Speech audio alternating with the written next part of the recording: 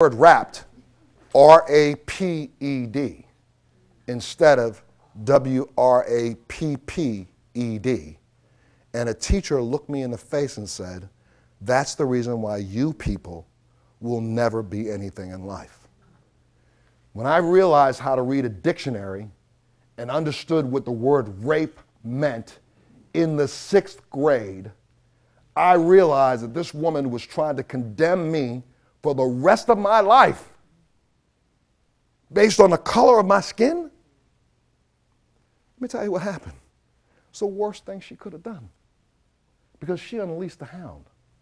From that moment on, I have lived my life. Until recently, last 5 years ago, I had to go to therapy over this, because I'm so driven to prove her wrong.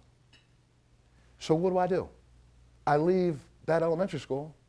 I go on to Andover High School. I become the president of my class 2 years in a row. I become a student on the Board of Education in my senior year. I became the president of the Maryland Association of Student Councils, the parliamentarian of the Maryland Association, or the Chesapeake Regional Association of Student Councils. I go on to enlist in the Marine Corps. I get selected immediately to go to the Naval Academy. I go to the Naval Academy, I graduate. I came out with a degree in general engineering and a minor in international security affairs. My language at the Naval Academy was Chinese. I left there and went to the Defense Language Institute. I have a degree in Russian. I left there and went to the National Cryptological School. I have a degree in cryptology. I served for the next 14 years straight active duty as a cryptological officer. About 600 days at sea, 300 of which is under the water, supporting and defending this democracy. But I left there.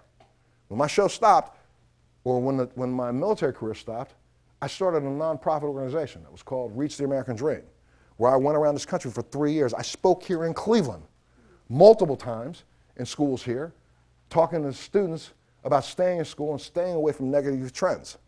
I went on from those 3 years and running a multi-million-dollar nonprofit to go on to start the Montel Show, which, different than most people would, most people don't know this, I owned the show and licensed it to CBS. So we had a 50-50 partnership on the show. I'm the last person in television history, along with Oprah Winfrey, to have a contract that is 100% creative control.